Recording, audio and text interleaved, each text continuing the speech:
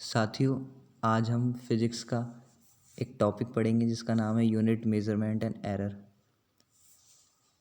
इसके अंदर हम देखेंगे कि यूनिट्स मेज़रमेंट और एरर आज की डेली लाइफ में भी कितना इम्पोर्टेंट है, रोल है। तो हम चलिए स्टार्ट करते हैं इसको। Types of physical quantities. तो अब हम यूनिट्स हैं, उसको अपन यूनिट्स हम किसकी मेज़र करते हैं? जो क्वांटिटीज़ होती हैं उनकी मेज़र करते हैं। जो कितना कितना वेट है इसका, कितना वॉल्यूम है इसका। तो वो अपन वॉल्यूम पता कैसे लगाते हैं? किसी भी चीज़ का वेट दे रखा है, एरिया दे रखा है, फिट दे रखा है कि भाई ये किस चीज़ का दे रखा है, वॉल्यूम दे रखी है, गिवन है, एरिया गिवन है। ये हम उसकी यूनिट देख के आइडेंटिफाई करते हैं कि ये किस फॉर्म में है। ये लेंथ की फॉर्म में, टेम्परेचर की फॉर्म में और स्पीड की फॉर्म में या एरिया है। तो वो सब हम देखेंगे। तो आज हम देखेंगे on the basis of units and measurement physical quantities. On the basis of units and measurement physical quantities. तो फर्स्ट आ जाएगी फंडामेंटल या फिर base quantity, second derived, third supplement quantity. तो फंडामेंटल होती है हमारी 7 क्वांटिटीज़ होती हैं। फंडामेंटल जो यूनिट्स होती हैं, यूनिट्स आप ऐसे बोल सकते हो इसको, फंडामेंटल यूनिट्स हमारी 7 टाइप्स की होती हैं जिनको हमें लर्न होनी चाहिए। उनके बेसिस पर, वो बेस होता है एक तरीके, फंडामेंटल हो गया और बेसिक हो गया, उनके बेस पर हम डिराइव्ड क्वांटिटीज़ बना सकते हैं। तो डिराइव्ड क्वांटिटीज़ वो होंगी जो फंडामेंटल से मिल कर के बनेंगी, उनको डिराइव्ड क्वांटिटीज़ कहेंगे। और सप्लीमेंट क्वांटिटी कौन सी होती है, क्वांटिटीज़ कौन सी होती है? सप्लीमेंट्री क्वांटिटीज़, ये वो क्वांटिटीज़ होती हैं जो फंडामेंटल तो वो होगी जो बेसिक हैं, वो हम अब पढ़ेंगे फंडामेंटल्स कौन कौन सी होती है जो बेसिक होगी। जैसे अपन कोई भी चीज़ स्टार्ट करते हैं उसका बेसिक जो होता है, जैसे कोई बिल्डिंग है, उसका बेसिक क्या होगा, बेसिक यूनिट क्या होगी, स्ट्रक्चरल यूनिट क्या होगी, उसकी ब्रिक होगी। ह्यूमन बॉडी की स्ट्रक्चरल यूनिट क्या होगी, सेल होगी। ऐसी क्वांटिटीज़ की, बेसिक क्वांटिटीज़ की यूनिट्स होती हैं। तो वो 7 यूनिट्स हैं जिनको हम अभी रीड आउट करेंगे। तो उनसे मिलकर के बनती है, कोई भी चीज़ बनेगी डिराइव्ड। वो जैसे सेल है, सेल से मिलकर ऑर्गन बनता है, सेल से मिलकर टिश्यू बनता है, टिश्यू से ऑर्गन बनता है, सिस्टम बनता है, बॉडी बनती है। तो ऐसे ये फंडामेंटल से मिलकर के डिराइव्ड बनेंगी, तो वो डिराइव्ड में आ जाएंगी। और फंडामेंटल्स जो मैंने आपको बता दी हैं, और अभी हम इसको और देखेंगे कौन कौन से कितने टाइप्स की होती है फंडामेंटल। अब सप्लीमेंट्री क्वांटिटीज़ कौन सी होती है हमारा? सप्लीमेंट्री क्वांटिटीज़ वो क्वांटिटीज़ होती हैं जो सॉलिड एंगल और प्लेन एंगल, जो ना तो फंडामेंटल होती है ना डिराइव्ड होती, ना तो फंडामेंटल्स भी नहीं होती है, डिराइव्ड भी नहीं होती है। वो हम ऐसा कह सकते हैं सब एटॉमिक होती है, मतलब सब फंडामेंटल होती है। 7 जो फंडामेंटल क्वांटिटीज़ होती है ना, उनके एक्स्ट्रा 2 कॉम्प्लीमेंट्री क्वांटिटीज़ और होती हैं, यूनिट्स जो होती हैं। 7 तो फंडामेंटल होगी, उनके उनके अलावा एक्स्ट्रा होती है जो 2 सब फंडामेंटल बोल सकते हैं, सब बेसिक बोल सकते हैं, जो क्वांटिटीज़ होती हैं या फिर यूनिट्स होती हैं। उसमें से आती हैं पहली प्लेन एंगल और सॉलिड एंगल्स, ये 2 होती हैं एक्स्ट्रा। इनको हम भी और थोड़ा पढ़ेंगे कि किस में यूज़ होती है। प्लेन एंगल जैसा आपको पता चल रहा होगा, प्लेन एंगल मतलब 2D में हो गया, सॉलिड मतलब 3D में हो गया। तो ये फंडामेंटल से अलग होती हैं, ये इसके सब में आ गई, सब बेसिक स्ट्रक्चर में आ गई, सब बेसिक यूनिट्स में आ गई। फंडामेंटल के एक्स्ट्रा 7 जो है फंडामेंटल, उनके लिए उनके साथ कॉम्प्लीमेंट्री होती है 2 और एक्स्ट्रा, जिनको हम सप्लीमेंट्री यूनिट्स कहते हैं, सप्लीमेंट्री क्वांटिटीज़ भी कह सकते हैं। तो ये तो हमने देखा है on the basis of units and measurements के बेसिस पर। और अब हम देखेंगे on the basis of direction and magnitude के बेसिस पर। On the basis of direction and magnitude के बेसिस पर देखेंगे अभी हम, ठीक है। तो डायरेक्शन और मैग्नीट्यूड स्केलर क्वांटिटी हो गई एक, और एक होगी वेक्टर क्वांटिटी। इनमें फ़र्क क्या होता है, आइडेंटिफाई कैसे करते हैं? स्केलर क्वांटिटीज़ वो होती है जो सिर्फ मैग्नीट्यूड आती है, जैसे फोर्स हो गया, प्रेशर हो गया, स्पीड हो गई। वही इसका तो मैग्नीट्यूड चाहिए ना, हमें एक वैल्यू चाहिए। मैग्नीट्यूड मतलब एक वैल्यू, वही जैसे कोई कार चल रही है 60 kilometre per hour, 60 kilometre per hour, तो 60 किलोमीटर पर आवर क्या होगी, ये मैग्नीट्यूड होगी, वैल्यू होगी स्पीड की। इसके लिए मुझे डायरेक्शन की ज़रूरत नहीं पड़ेगी कि भाई मुझे डायरेक्शन कौन सी रखूँ मैं, कि भाई 60 किलोमीटर पर आवर से जो कार चल रही है वो किस डायरेक्शन में चल रही है, उसकी रिक्वायरमेंट नहीं होगी। फोर्स कितना लग रहा है, 10 न्यूटन लग रहा है, हमें कंपलसरी नहीं है, कि मैंडेटरी नहीं है कि इसकी जगह आप वो लगाओगे लगाओगे डायरेक्शन। तो ये सब चीज़ें हैं। लेकिन जो वेट होता है, इम्पल्स होता है, इलेक्ट्रिक करंट होता है, मैग्नीट्यूड वगैरह होता है, इनके लिए हमें लगाना ज़रूर पड़ता है। अब वेलोसिटी है, वेलोसिटी और स्पीड में फ़र्क ये है कि वेलोसिटी में हमें डायरेक्शन देनी पड़ती है, ये मैंडेटरी है वेलोसिटी, कि हमें डायरेक्शन देनी ही पड़ेगी। क्योंकि जैसे हम बोलेंगे 60 किलोमीटर पर आवर की स्पीड से कोई कार चल रही है, तो वो किस डायरेक्शन में चल रही है वो भी हमें मैंडेटरी हो जाएगा हमारे लिए, कि हम बताएंगे कि ये नॉर्थ डायरेक्शन में चल रही है, नॉर्थ ईस्ट में चल रही है, साउथ वेस्ट में चल रही है, किस में चल रही है। और ये जो फोर्स थी जो मैं बोल रहा था, इसके लिए भी हमें डायरेक्शन की ज़रूरत होती है। फोर्स किस डायरेक्शन में लग रहा है, अपोजिट डायरेक्शन में लग रहा है डिस्प्लेसमेंट के, या in the direction of displacement लग रहा है, या 90 डिग्री एंगल पे लग रहा है। ठीक है, तो अभी हम इनके और डिटेलिंग पढ़ेंगे। मैं तो सिर्फ बेसिक डिफरेंस बता रहा था कि क्या डिफरेंस है इनमें और ये क्या होता है। हम नेक्स्ट चलते हैं। यूनिट्स। यूनिट्स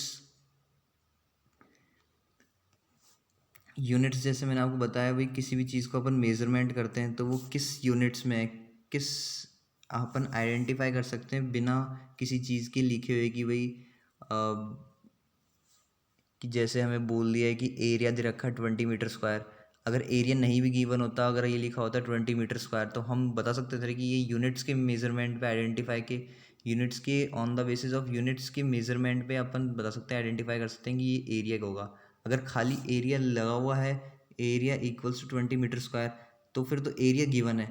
अगर अपन के एरिया नहीं लिखा हुआ, सिर्फ ये लिखा हुआ है क्वेश्चन में 20 मीटर स्क्वायर, या फिर 10 न्यूटन, फोर्स नहीं लिखा हुआ, 10 न्यूटन लिखा हुआ, 20 मीटर स्क्वायर लिखा हुआ, तो अपन बता सकते हैं, आइडेंटिफाई कर सकते हैं कि ये मीटर स्क्वायर मतलब एरिया दे रखा है, मीटर क्यूब मतलब वॉल्यूम दे रखा है, न्यूटन मतलब फोर्स दे रखा है। अगर नहीं भी लिखा हो डायरेक्ट फोर्स, तो अपन यूनिट्स के बेसिस पर अपन आइडेंटिफाई कर सकते हैं कि भाई ये क्या चीज़ बोल रहा है, किस चीज़ के लिए पूछ रहा है, हमें क्या चीज़ निकालनी है, ये क्या सिग्निफाई कर रहा है, आइडेंटिफाई क्या करना है, डिटर्मिनेशन क्या करना है, इसका डिटरमाइन क्या करना है, सॉल्यूशन क्या होगा। तो हम यूनिट्स के बेसिस पर हम आइडिया लगा सकते हैं और आइडेंटिफाई कर सकते हैं कि किस चीज़ के लिए बोल रहा है। तो फंडामेंटल क्वांटिटीज़ कौन सी थी, मैंने जैसे आपको बताया था 7 होती हैं। तो ये जो लिखी हुई हैं 7 है, मीटर्स, किलोग्राम, एम्पियर, कैंडेला, मोल, ये जितनी भी हैं ये सारी फंडामेंटल क्वांटिटीज़ हैं, और ये 7 है।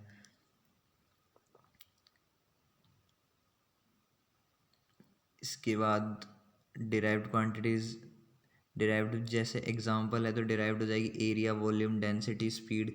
क्योंकि जैसे एरिया, एरिया किससे मिलके बनेगा, जैसे ऊपर दे दिया हमें मीटर, मीटर किस में होगा, लेंथ होगी, तो लेंथ इंटू ब्रेथ, तो वो किस में आएगी, मीटर इंटू मीटर में आएगी, तो वो उससे एरिया हो गया। तो ये तो बेसिक हो गई।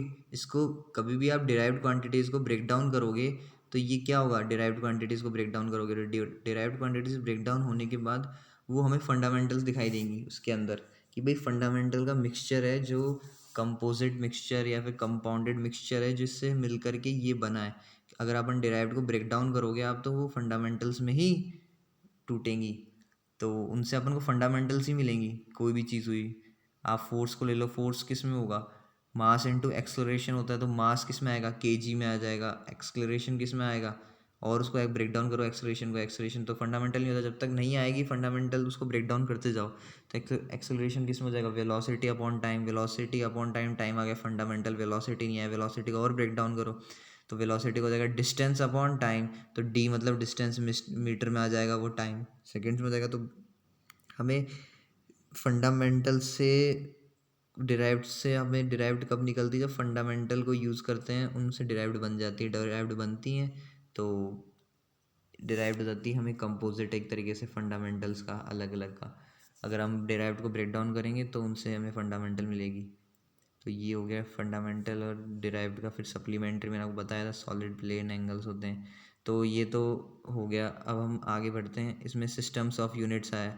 सिस्टम ऑफ यूनिट्स क्या होती हैं, सिस्टम ऑफ यूनिट्स वो चीज़ होती हैं जैसे अर्लियर जो टाइम था एशियन टाइम में, कि सब कंट्रीज़ अपने अपने बेसिस पर अपने अपने उनके नेशंस के जो थे जिसमें वो उनके चले आ रहे हैं एंशियंट टाइम से कि भाई मेज़रमेंट जिस आइडेंटिटी में करते हैं, जिस क्वांटिटी में वो मेज़रमेंट करते हैं, उसी में मेज़रमेंट करते हुए आए हैं। तो इतने सारे कंट्री हैं वर्ल्ड में, तो सबका अलग अलग मेज़रमेंट होगा। हालांकि कुछ ऐसे भी होते हैं कि जिन कंट्रीज़ का मतलब मेज़रमेंट एक जैसा हो, 3-4 कंट्री हो गए, कुछ कंट्रीज ऐसे हो गए कि जिनका यहाँ पर भी फिट चलता हो, वहाँ भी फिट चलता हो, यहाँ मीटर चलता है तो वहाँ भी मीटर चलता है। तो ये तो सब कंट्री के रीजनल बेसिस पर आ गया। लेकिन फिर आगे जाके प्रॉब्लम होती है कि जब इंटरनेशनली वर्ल्ड लेवल पे कुछ करना है तो एक कॉमन यूनिट होनी चाहिए, एक स्टैंडर्डाइज होनी चाहिए यूनिट्स और मेज़रमेंट्स के लिए कि भाई किसी भी कंट्री से हो, कहीं से भी हो, तो एक स्टैंडर्डाइज तो होनी ही चाहिए कि जिसको आप कहीं पर किसी कंट्री में जाकर आप यूज़ कर सकते हो, क्योंकि वो स्टैंडर्डाइज है, वो हर कंट्री में एक्सेप्टेबल है, हर कंट्री एक्सेप्ट करेगा उसको। और वहाँ के रीजनल लोकल्स बॉडीज़ हैं वो जानते होंगे कम से कम ये स्टैंडर्डाइज है, ये क्या कहने की कोशिश कर रहे हैं।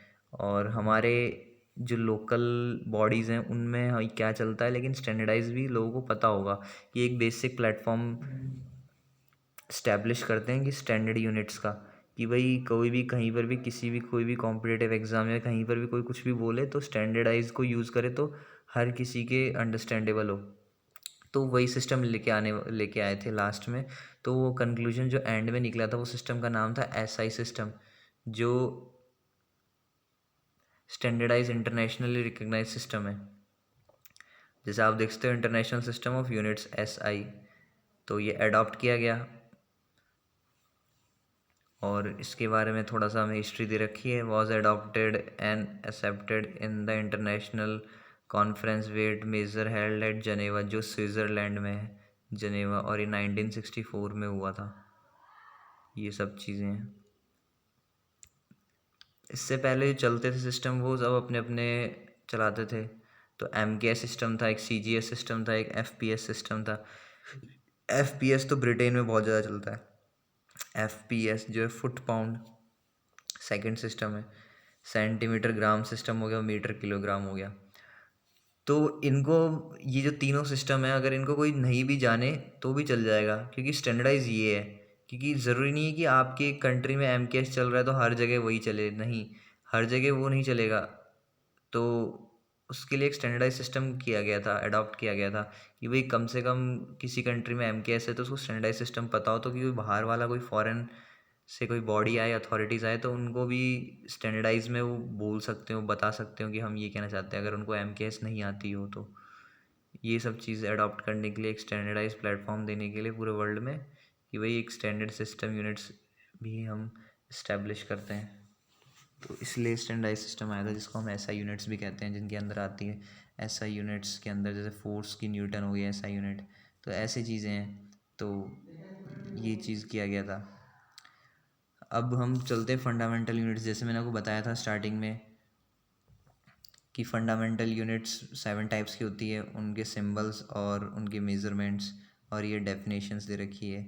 वैसे आपके लिए डेफिनेशन और हिस्ट्री वगैरह इतनी इंपॉर्टेंट नहीं है ये पार्ट, लेकिन ये बस ऐसे नॉलेज के लिए दे रखा है। किसी को अगर इंटरेस्ट हो तो वो एक बार इसको रीड आउट कर सकता है, स्क्रीनशॉट ले सकता है कि कब कहाँ से आया गया था, किसी को क्यूरियोसिटी हुई कि भाई हम जो पढ़ रहे हैं वो कब कहाँ से अडॉप्ट किया गया था, कौन से ईयर में आया था, क्या प्रॉब्लम्स आई थी, कि कहाँ से स्टार्ट हुए थे, कौन से कंट्री से अडॉप्टेशन लिया गया था। तो वो सब चीज़ें हैं। आप अपनी जनरल नॉलेज के लिए आप एक बार इसको रीड आउट कर सकते हैं, डेफिनेशंस हैं। तो ये 7 सिस्टम, 7 फंडामेंटल यूनिट्स हैं। क्वांटिटीज़ बोल सकते हैं आप इनको, यूनिट्स बोल सकते हैं। उनके सिंबल्स दे रखे हैं और उनका नेम दे रखा है। तो अब देखते हैं, 7 है। लेंथ को अपन एम से कर सकते हैं डिनोट, मीटर में, मास किलोग्राम। अगर ये नहीं भी दे रखी हो तो अपन यूनिट्स देख के अपन पहचान सकते हैं, सिंबल से पहचान सकते हैं। तो यही चीज़ मैं आपको स्टार्टिंग में बताने की कोशिश कर रहा था। जैसे टाइम का सेकंड हो गया, फिर electric current ampere capital A, thermodynamic temperature kelvin, kelvin हम ज़्यादातर सेल्सियस देखते हैं लेकिन वो केल्विन है स्टैंडर्डाइज जो कर रखा है। अब अमाउंट ऑफ सब्सटेंस मोल हो गया, लुमिनस इंटेंसिटी हो गया सी डी, कैंडला। ये 7 हमारी होगी फंडामेंटल यूनिट्स। इसके बाद सप्लीमेंट्री यूनिट जो मैंने आपको बताई थी कि फंडामेंटल्स के बाद डिराइव्ड आती है, डिराइव्ड के बाद कौन सी थी, सप्लीमेंट्री आती है, फिर जो सब बेसिक यूनिट्स मैंने आपको बोली थी दो होती हैं, जो प्लेन होगी, सॉलिड एंगल होगी, जिनको हम रेडियन कह सकते हैं प्लेन वाले को तो, और स्टैंडर्ड सॉलिड वाले को स्टेरेडियन कह सकते हैं। ये 2D और 3D का फ़र्क है, और कुछ फ़र्क नहीं है इनमें, कि ये 3D में हो जाएगा, वो 2D में रेडियन हो जाएगा। हम अब मैथमेटिक्स में यूज़ करते हैं दोनों को, रेडियन को भी स्टेरेडियन को भी। इसके बाद हम आते हैं डिराइव्ड क्वांटिटीज़। ये डिराइव्ड क्वांटिटीज़ हैं। मैंने आपको बताया था कि एरिया ऑफ रेक्टेंगल हो गया, या फिर एरिया ऑफ रेक्टेंगल तो आप रहने दो, एरिया ऑफ रेक्टेंगल छोड़ो। जैसे आप एरिया भी लिखोगे तो किसी भी चीज़ का एरिया है तो वो डिराइव्ड है किससे, फंडामेंटल की यूनिट से डिराइव्ड है। ऐसी डेंसिटी भी डिराइव्ड है मास अपॉन वॉल्यूम। ऐसी एक्सलरेशन भी डिराइव्ड है। ऐसी प्रेशर भी डिराइव्ड है, फोर्स अपॉन एरिया। आप ब्रेक डाउन करोगे तो फंडामेंटल्स में टूटेंगे सारे, power, impulse, velocity, force, magnetic fields. ये तो इनके फॉर्मूले हो गए। अब इनको आप ब्रेक डाउन करो यूनिट्स में तो मीटर स्क्वायर, केजी पर मीटर स्क्वायर, ये सब आ जाएंगी।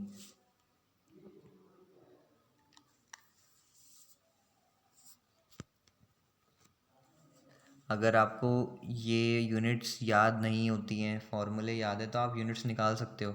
जैसे मैं आपको बता देता हूँ, जैसे इम्पल्स है फोर्स इनटू टाइम, तो फोर्स इनटू टाइम मतलब फोर्स की यूनिट आपको, अगर आपको यूनिट्स याद नहीं है, आप फार्मूला याद है, फार्मूले से आप यूनिट्स निकाल सकते हो। फोर्स की यूनिट होती है डायरेक्ट, आपको जैसे newton metre, newton into second याद नहीं है तो आप इससे डिराइव करके निकाल सकते हो। फार्मूला याद है, फार्मूला क्या है, फोर्स इंटू टाइम, टाइम की होती है सेकेंड, ऐसा यूनिट फोर्स की होती है न्यूटन, तो न्यूटन इंटू सेकेंड हो जाएगी। ऐसे ही आप एरिया ऑफ रेक्टेंगल निकालते हो, half base into height, half base into height, half का तो कोई यूनिट होती ही नहीं है, बेस की हो जाएगी मीटर, और एच किस में अपन मेजरमेंट करते हैं, मीटर, तो मीटर स्क्वायर होगी। ऐसे ही मास अपॉन वॉल्यूम, केजी पर मीटर स्क्वायर। तो आप दोनों बेसिस पे, या तो आपको ये लर्न हो फार्मूले तो बेटर है, दोनों लर्न हो तो और भी बेटर है, लेकिन फार्मूले भी याद हो तो आप डायरेक्ट उनकी निकाल सकते हो यूनिट्स। आप आइडेंटिफाई कर सकते हो भाई ये क्या कह रहे हैं। वॉल्यूम आपको पता है L into B into H होगा तो मीटर क्यूब हो जाएगा ये। डिस्प्लेसमेंट अपॉन टाइम हो जाएगा तो मीटर पर सेकंड हो जाएगा, और डिस्टेंस अपॉन टाइम है तो स्पीड आ जाएगा वो। ये मैग्नेटिक फील्ड है, magnetic field force upon electric current and displacement. तो अब force upon electric current and displacement तो हम कैसे यूज़ कर सकते हैं, फोर्स मतलब न्यूटन, इलेक्ट्रिक करंट की बेसिक क्या थी, फंडामेंटल में था ना इलेक्ट्रिक करंट, तो उसकी बेसिक यूनिट क्या थी, एम्पियर थी, तो एम्पियर हो जाएगा। डिस्प्लेसमेंट कितना हो जाएगा, डिस्प्लेसमेंट मीटर में आता है, force upon ampere into metre, force upon ampere into metre. और इसको टेस्ला भी कह सकते हो आप डायरेक्ट, और वेबर पर मीटर स्क्वायर भी कह सकते हो। वेबर पर मीटर स्क्वायर और टेस्ला आपको लर्न होनी चाहिए, क्योंकि न्यूटन पर एम्पियर पर मीटर ये इतनी ज़्यादा इम्पॉर्टेंट नहीं है जितनी टेस्ला और वेबर पर मीटर स्क्वायर इम्पॉर्टेंट है, तो ये आपको लर्न होनी चाहिए। और वेबर किसकी यूनिट होती है, आपने टेस्ला तो देख लिया, टेस्ला होती है मैग्नेटिक फील्ड की। वेबर किसकी यूनिट होती है, वेबर होती है मैग्नेटिक फ्लक्स डेंसिटी की पर मीटर स्क्वायर, और टेस्ला होती है मैग्नेटिक फील्ड की। अब ये आ जाते हैं हम, ये कुछ स्टैट्स हैं जिनको हम एक बार देख सकते हैं, रीड आउट कर ले हो, रीड आउट कर लेना इनको बस, कि हम एक बार रीड आउट कर सकते हैं इनको, अब माइंड में थोड़ा आइडिया लग जाएगा कि भाई किस चीज़ के लिए हैं। जैसे आपको थोड़ा आइडिया लग जाएगा भाई हाँ ये होता है, किलोमीटर होता है 10⁻³ -3 मीटर किलोमीटर। ऐसे centimetre -2, millimetre -3, 10⁻⁻6 micrometre, nanometre -9, Armstrong -10। Light year कितने होता है, एक लाइट ईयर मतलब 1 लाइट ईयर का मीनिंग होता है कि amount of light travel, amount of light distance travelled by the light in 1 year. तो ये डिस्टेंस आती है, हम लाइट ईयर सोचते हैं, ईयर मतलब टाइम में आएगा, लेकिन ये amount of distance travelled by the light होता है। लाइट ईयर का मतलब कितना डिस्टेंस ट्रैवल किया लाइट ने 1 ईयर में, तो वो लाइट ईयर होता है 1 लाइट ईयर। और 1 पारसेक में होते हैं 3.26 लाइट ईयर। फर्मी होता है 10⁻⁻15 -10, एमस्ट्रॉन्ग हो गया -9 हो गया अपना, नैनोमीटर -12 हो गया पिको। अगर आपको ये लर्न नहीं हो रहा है तो आप इनको डेली एक बार रीड आउट करोगे तो आपको अपने आप लर्न हो जाएंगे, और ये क्वेश्चंस में यूज़ होते हैं इनकी वैल्यू। डेली एक एक बार रीड आउट भी करोगे तो ये अपनी ये हमने अभी देखी है, ये माइनस में थी जितनी हम कि माइनस में चल रही थी ये, और ये पॉजिटिव में आएंगी। मतलब जैसे क्विंटल में कितने होते हैं, 10⁻² होता है 100। तो ये इस तरह दे रखा है इन्होंने। लेकिन ऐसा नहीं है कि पॉजिटिव में सारी आएंगी, मैं तो बस आइडेंटिफाई करने के लिए बता रहा हूँ कि नैनोमीटर हो गया, माइक्रोमीटर हो गया, -10⁻⁻6 इतने पार्टिकल्स होते हैं। आपने देखा होगा 10⁻⁻6 माइक्रोमीटर, माइक्रो mm पार्टिकल से कम होगा तो वो इतने वायरस बैक्टीरियाज वगैरह आपने देखे होंगे, सुना होगा कहीं पर, मेडिकल टर्म में होता है। माइक्रोमीटर 10⁻⁻6 मीटर से कम होंगे कोई भी पार्टिकल्स तो उनको हम ये कहेंगे, क्ले कहेंगे सॉइल के टर्म्स में, फिजिकल में, ज्योग्राफी में हम यूज़ करते हैं। वही क्ले, सिल्ट, सैंड में क्या डिफरेंस होता है, कितने पार्टिकल्स कितने के बीच में होते हैं, कितने से कम होते हैं, तो वो सब रेंज है। ये सब चीज़ें हैं, एक स्टैट्स हैं जिनको आप एक बार रीड आउट कर लो। बाकी कुछ कुछ मेन इंपॉर्टेंट इसमें लर्न करने हैं, जैसे आपको मैंने आपको बताया भी, जैसे ये वाली चीज़ तो आपको लर्न होनी चाहिए, ये वाली टेबल तो एक बार रीड आउट। ये फर्स्ट टेबल है पूरी की पूरी, ये वाली, ये इम्पोर्टेंट काफ़ी ज़्यादा है। उसके बाद इम्पोर्टेंट के लिए हम ग्राम, क्विंटल, ये इम्पोर्टेंट है। मिलीग्राम हो गया, एटॉमिक मास यूनिट हो गया, 1 एटॉमिक मास यूनिट।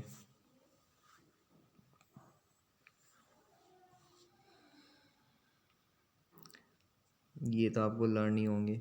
1 मिनट में कितने होते हैं, आवर में कितने होते हैं, सोलर मंथ्स कितने होते हैं, लूनर मंथ्स, वीक्स, ये आपको लर्न होंगे। 1 मून मंथ कितना होता है, लीप ईयर में कितने डेज होते हैं, क्यों होते हैं, रीज़न आपको पता होगा। अब हम आगे बढ़ते हैं, कन्वर्जन ऑफ यूनिट। जो हम मास को हम डिराइव करेंगे तो किस में कन्वर्ट हो जाएगा, वो केजी में मास यूज़ होता है, ऐसा यूनिट है। उसको हम और कितना अपग्रेड कर सकते हैं, टन्स तक ले जा सकते हैं, क्विंटल तक ले जा सकते हैं, पाउंड तक ले जा सकते हैं। तो हम कितना अपग्रेड कर सकते हैं, तो कितनी अपग्रेड कर सकते हैं, और साथ ही साथ कितनी वैरायटी में लिख सकते हैं। और फिर हमें उसे पता होना चाहिए कि ये जो पाउंड आया है ये कितना है, ये फंडामेंटल के कितने के बराबर है, इसका कितना केजी के बराबर है वो ऐसा यूनिट के।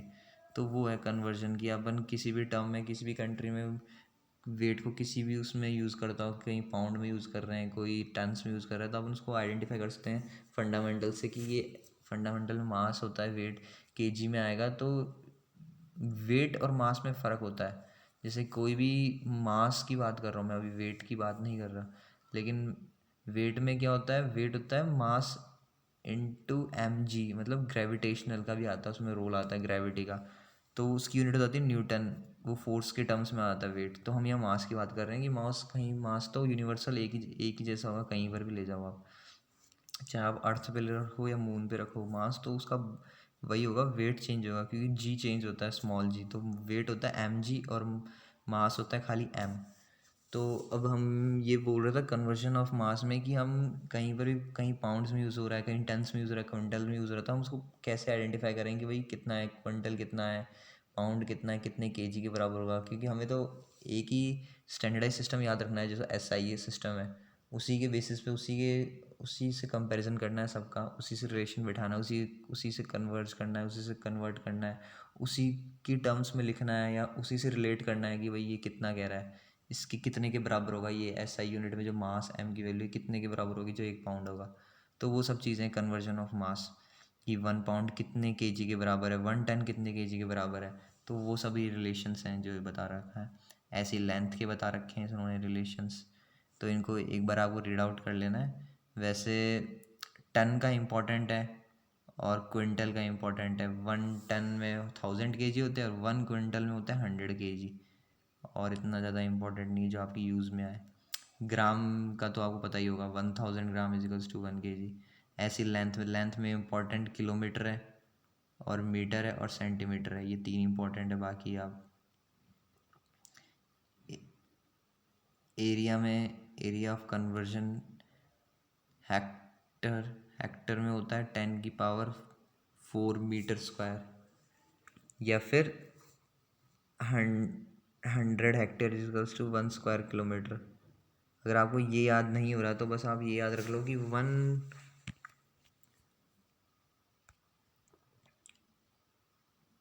1 हेक्टेयर कितना होता है, 10⁴मीटर स्क्वायर। 10⁴मीटर स्क्वायर होता है 1 हेक्टेयर।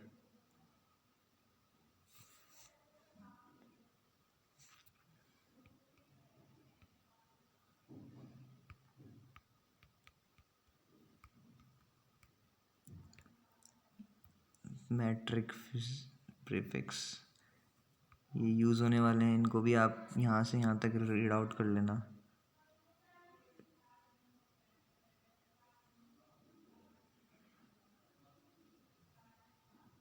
ये इम्पोर्टेंट है आपके लिए।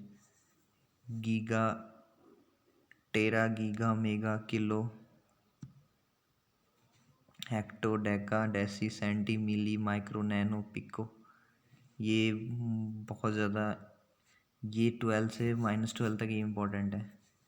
इनको आप रीड आउट कर लो 2-3 बार तो आपके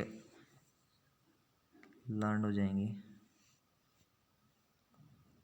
और इसमें से भी जो सबसे ज़्यादा यूज़ होती हैं वो यूज़ होती हैं तो किलो, मेगा, एक 10⁻⁻10 होता है आर्मस्ट्रॉन्ग, वो ज़्यादा यूज़ होती हैं जो क्वेश्चंस में आएंगी। एक मिली, एक माइक्रो, एक नैनो, ये बहुत ज़्यादा यूज़ होती हैं। आज के लिए हम इतना ही करेंगे। आपको कैसा लगा आज का सेशन, आप अपने कमेंट्स ज़रूर लिखिएगा। इसके बाद हम ये टॉपिक यहीं पे ख़त्म होता है यूनिट्स और मेज़रमेंट का। इसके अंदर हमने सारे देख लिए, सिर्फ एरर को छोड़ा है, अभी एरर टॉपिक नहीं देखा है। यूनिट्स एंड मेज़रमेंट हमने पढ़ लिया है जो हमने स्टार्टिंग में देखा था फिज़िक्स का। Thank you everyone for joining this session. Thank you.